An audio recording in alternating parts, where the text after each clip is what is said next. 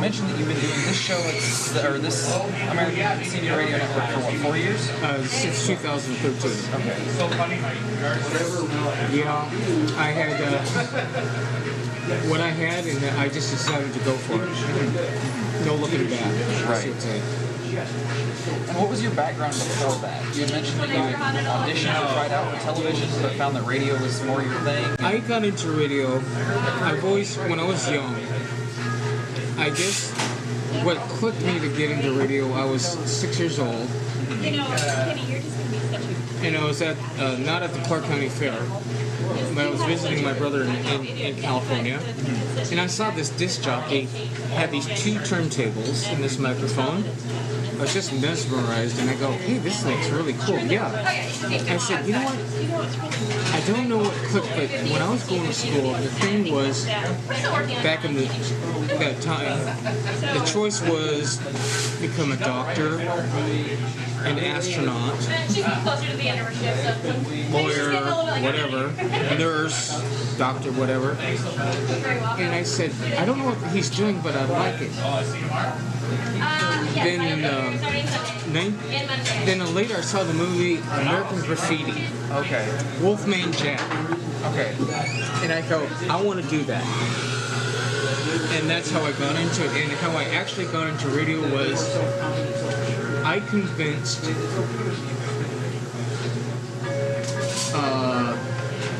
one of the station owners in on 4th Plain. It was KKEY Radio, 1150, and it was owned by a family for many years. And I walked in one day, and I met the owner's son, Craig. It was like late 70s, I think it was. And I said, I asked a lot of questions to Craig. And Craig, I don't think Craig's no longer living. And I said, I want to learn this. What do you do? And so he says, just as, if I remember right, you could be here just as long as my dad's not around. Once my dad's around, you go. So the studio, it was a talk show format, KKEY.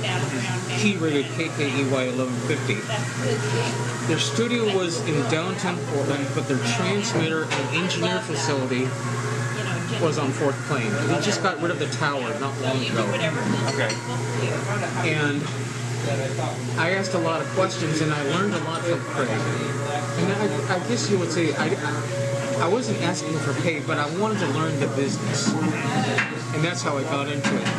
But if it comes to experience that was paying, I worked at a station that was located, then it was the Tower Mall, but it was Town Plaza. It's on Mill Plain. There, where the Department of Human Services that was at one time.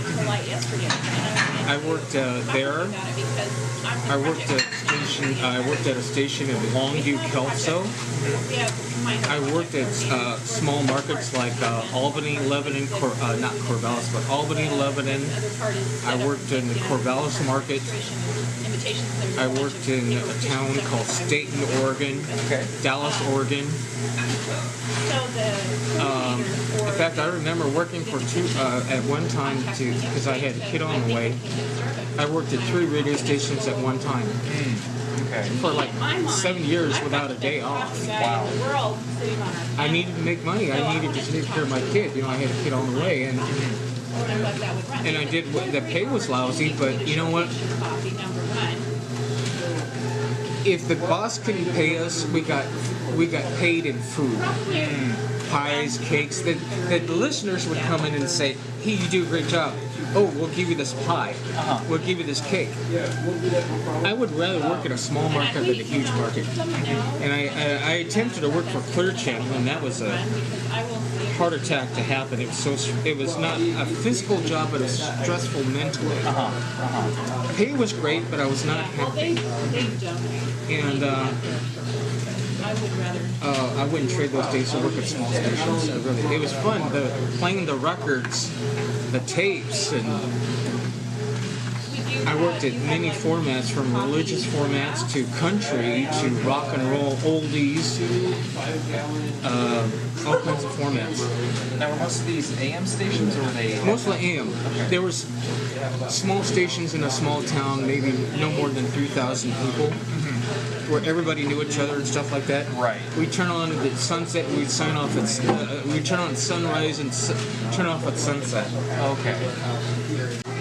So you mentioned this a little bit earlier, but since you told me a little bit about your background, what brought you to start this current broadcast service that you have? You mentioned that you called them audio services, and I guess I'm not entirely certain what you mean by audio services. Well, really technically they're called audio information services. Okay. And what an audio information service is, the goal is to provide programming such as newspaper readings, book readings, magazine readings by volunteers to those mainly who are visually impaired or low vision, who cannot read or hold a book or physically hold something, or the disabled. And the goal is to literally read from beginning to end with credit, and like for example radio reading services or audio services would have volunteers come in, sit around, take sections of the paper, and take turns of literally reading and giving credit to the person who wrote it, the newspaper, and go through a whole paper in like 3 hours. Okay. And when I was with Golden Hours Radio in Portland, under the Oregon Commission for the Blind, people would come in 5 days a week for 3 hours, 2 or 3 volunteers. You have an engineer, producer, and volunteers would take turns. And sometimes to supplement the programming, you would have persons read chapters of books as well too. And I'd say 99% of the audio services in the United States do that only. Okay. But I wanted to do something differently. I wanted to add more of a focus of civic community programming. And my idea was to, well, how can I do something different besides the news and information? Well, I came up with a show, Jerry Gall Show, and my premise was to interview people one-on-one. It could be a civic community leader, a nonprofit, or a service, to talk about retirement, health, financial, what to do when you get to a certain age to plan things. So I try to have guests like from nursing homes, financial, not investors, but anything that a person could provide a service for my audience, I would interview them. Okay, and the premise is to get the real person, one-on-one. No hard questions, no in-your-face questions. The goal is to make my guest feel comfortable and a good experience. Okay. An hour, and sometimes I've been more than an hour. I had James Tolson on from Concerned Humans Against Poverty. He holds the record for being on the show 3 times, and the longest interview ever, 3 hours. Okay. Wow. Because the man spoke his mind. I wanted him to talk about the issues of the homelessness. I wanted him to be real and let the citizens know, this is what's going on in the backyard.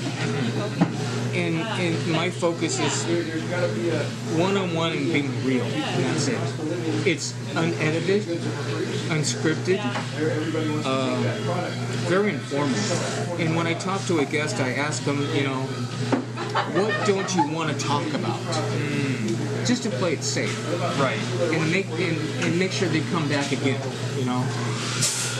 And plus, I wanted to broadcast from a place that had atmosphere. I could do it from a studio, but I want to have that interaction. And that's what my audience likes, is hearing the background noise and stuff like Right. that. And people ask me, does that bother you? I go, no, it doesn't even bother me at all. It makes it real, I guess you would say. And that's where I want to outstand differently from the other services, is to do something different. So, you mentioned some of the programs, like the interviews and stuff, but I believe in one of the emails, I think you sent to my editor that just forwarded it to me, there was a packet of information, like PDF, that had I know that's a lot. listed, Because people ask me, what's your schedule? right. I do it in block programming, hour to piece. Okay. So basically, it's like this. Weekdays is the news, and I get programming from other audio services. You know, we kind of like program exchange, program share type thing, you know. Right. So when you go down, And I get programming from other services that reads the New Yorker or reads the Inquirer, that's all. magazines, and I try to chop up the shows in the hour segments. Anything that's along that, or I get programming from the AARP. Okay. I would say easily I would get programming from 75 or so sources Okay. that I get the okay and permission to do so. By giving them full credit, you know, just as long as I don't edit anything in whole, that's it, unedited. Or another thing that I have is book readings Okay. from LibriVox, which is a .org that has public domain readings. Okay. And you get permission, or since it's public domain, I stick to that area because I play it safe. Right. So you could have anywhere from Shakespeare to the life of Chopin, or life of Bach, or Anne Frank, or anything that's public domain. I broadcast that as well too, just as long as I don't edit out anything and just keeping it whole. So when it comes to 7 a.m. to 7 p.m. is like that type of programming. But after 7 p.m., I get into the nostalgic old-time radio shows. Okay. I have stuff going back to 1929 up to 1962. Mainly from my collection that I transferred from reel-to-reel cassette, or I exchanged with another person who collects old-time radio shows. And that's another thing about public domain, is that you got to be careful what you broadcast, because you could have someone come along and say, oh, my family owns the rights to this. You have to have it in written form that to prove that, yeah. So you don't play that. Once that they say and claim they own it, you stop playing it. Not to infringe on any rights and stuff like that. So I have people I collect with, exchange with, and anywhere from comedy to horror to thriller to soap opera. But my thing is that I focus on anything that's old-time radio, Northwest related. Okay. For example, I have a recording when FDR came through the Northwest, I think it was like in '38, where he dedicated on the same day Bonneville Dam and Timberline. Oh, okay. So the radio stations at the time would broadcast nationally these dedications. So I try to focus on something like that, what happened in the Northwest. That's Northwest related, like when FDR came through. Okay. Or I have a recording that was done in 1943 when Bob Hope came to Fort Lewis. He did his radio show from Fort Lewis. Now, as far as I know, there's not a whole show that exists. It just exists in clip forms. Okay. So anything that's along that line that's Northwest pertinent, that's what I try to add that extra edge that outstands. Or I have a recording that was done in 1941 from a station in Seattle would sign off at night because all the stations along the West Coast during World War II were required to go off the air so the Japanese would not hone in the signals. Right.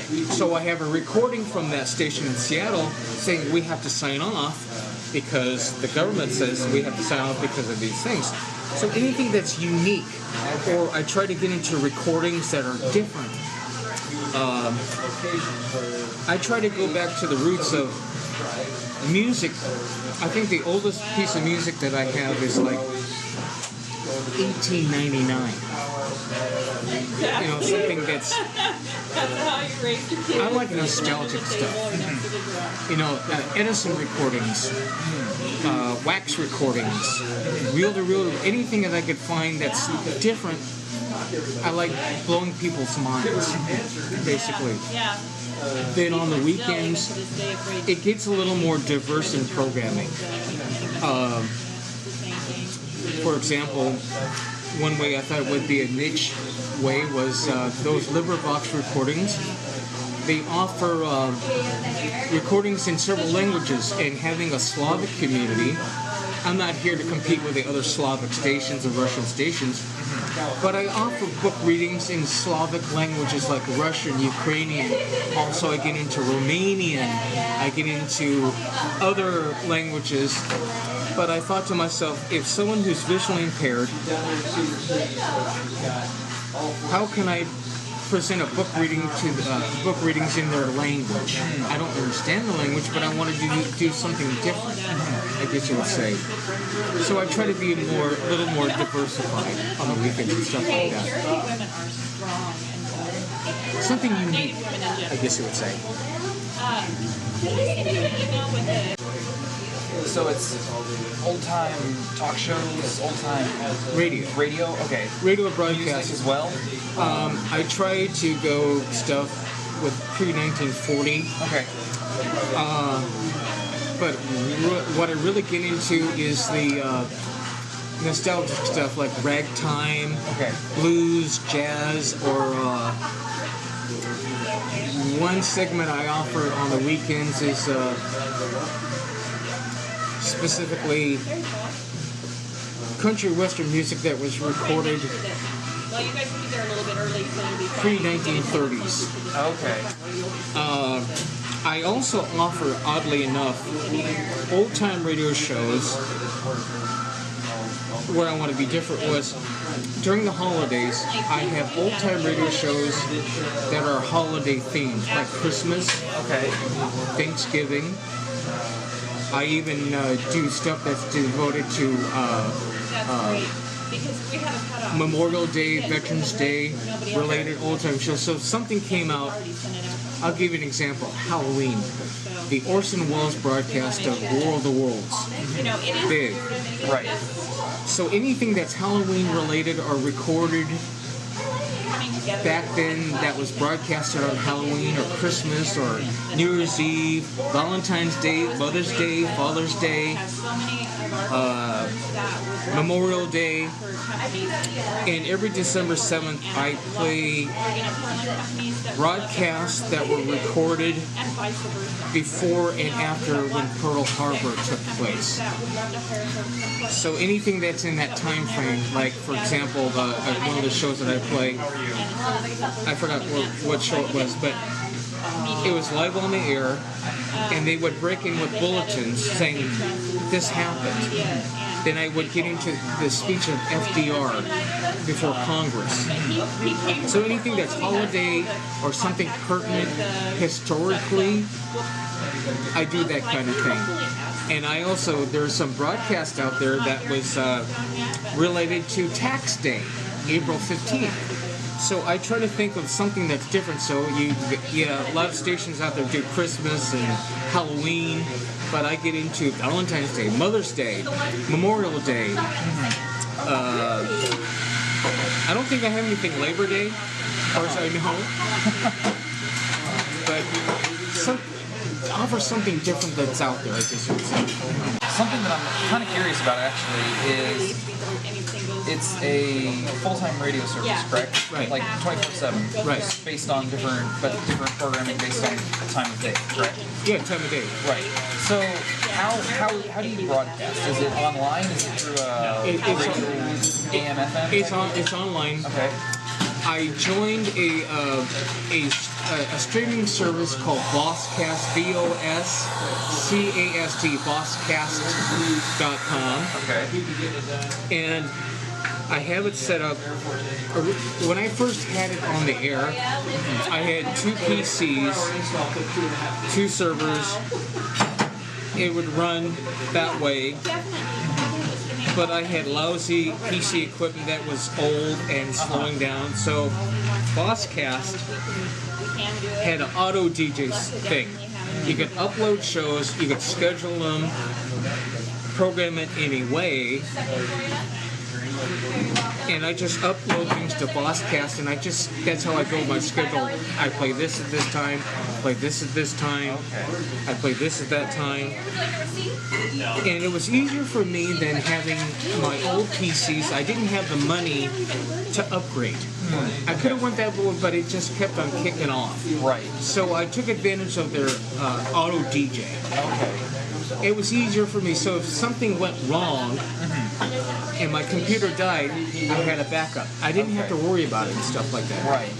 But when it comes to the live stuff, I could go on my Bosscast server, hit Auto DJ, and take off Auto DJ, and start doing my thing. And when I'm done, I go back to Auto DJ. Okay. It was just convenient, much better, logically. And you're live 7 a.m., 7 p.m.? I'm on the air from here. I get here about 7, and I start about 7:15, but I call it 7:30, but it could be any. So roughly, technically, between 7:30 a.m. and 1:30 p.m. Fridays only. Now, if I have a guest that can't make it on a Friday, I arrange with Kenny. I'm coming in. Okay. And I've done other broadcasts from here, like on a Saturday. They had like artists and poets come in, so I did a 6-hour broadcast. Okay. Put my microphone, it was live, and I interviewed people whoever came in. Okay. I didn't have it scheduled, but it was just as it was happening, I guess you would say. And the other times, so other days of the week, it's essentially all the pre-uploaded stuff? Pre-uploaded, Okay. yeah. And I upload constantly, and I have program providers Okay. who send me stuff, and I make sure it's uploaded before it's played. Okay. I guess you would say, yeah. My biggest wish is somehow, some way, Comcast locally can take one of their unused channels or a channel they don't use often, is to rebroadcast the audio, because other audio services mostly are heard on access channels. But I understand business-wise, it may not be feasible, but if it was my wish list, I would love somehow, some way, if it could be carried on a system, but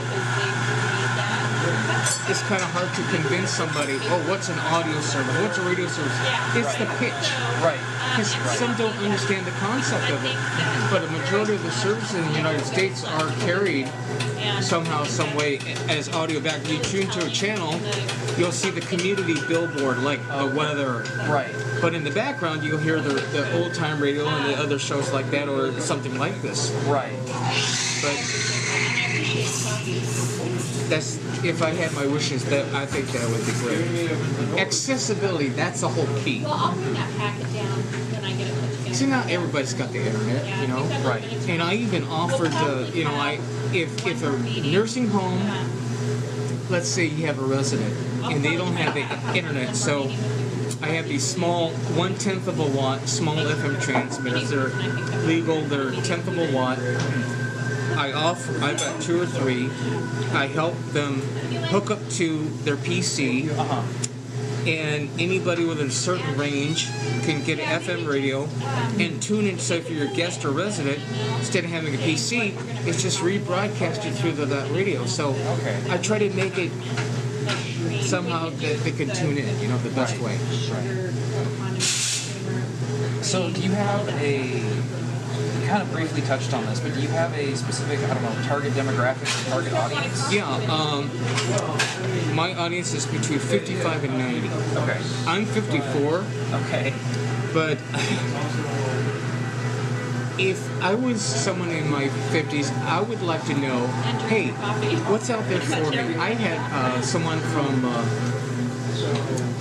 Senior Villages Northwest, I think it was, and they have, Well, just send me a list and that they way talked I can about put together, like, planning, how to live, where to live, how to be taken care of. So I would say, I would like to know, how do I save? Next week is fine. What can I do financially to take care of myself? What health services are there out there? So I try to provide, like, to the community, hey, I didn't know they had this service here, Right. and stuff like that. So I try to have guests on from social services or community services, stuff like that. Okay. So yeah, between 55 and 90, realistically, I guess you would say. Okay. And then the final question that I had prepared, and again, you, I think, touched on this, but I'll lay it out concretely, is what is going forward your vision for the radio station? Wow. My next move is to find a place to have a studio accessible ADA-wise, to have 2 or 3 volunteers several days a week to come in and read the paper or magazine or book. Find besides here, I love being here, but on the days that I'm not here, is to find a studio and have volunteers come in and do the readings. I'd be the engineer, producer, or whatever. I'd train their volunteer, but to have a studio. And if it was up to me, if I could, to offer a free bus pass for them to come in. Okay. I guess you would say, So that's my next biggest move. Then after that is to find a broadcast provider. Okay. But, I'm talking about, like I said, going back to the studio. I'm here because of Kenny. I want to give him recognition. Okay. Because what I really like about Kenny is that he connects with the community. And he's so gracious and patient of allowing me to do my show from here. I could never think of a better partner, although he's not a sponsor, but it was a perfect fit between he and I. I cannot say enough about the guy. He's been very supportive and gracious. When I first pitched the idea, I wasn't so sure, but he was so receptive quickly of doing the show from here. Right. And also, too, what it clicked me about Kenny was he trains and one kid I had on from the Washington State School for the Blind or of the Blind, Jordan Ray's. And Kenny had this sheet of paper to read on the air. Today's coffee has been roasted and packaged by Jordan Ray's, and all the proceeds go to the school. And that clicked in my head. I don't know the guy, the kid, or the young man. I'll have him on the air. And I said, you know him better than I do. So I had Jordan on for an hour and a half just to talk about him, what he does as a student. Okay. And so that's how it just rolled, I guess you would say. I try to do my best in any humanly possible way to be at the full disposal of the community, the citizens of Clark County, and for those who do know, I am eternally grateful for their moral support, such as Kenny. You could ask him as well too. I'm trying to do my best in somehow, some way, that just bring my little piece of something worthwhile to the table. I'm always looking for improvement. Right. Of how can I serve the citizens or the people better? What can I do for them? What can I do for you? That's my, I guess, my main word, I guess you would say.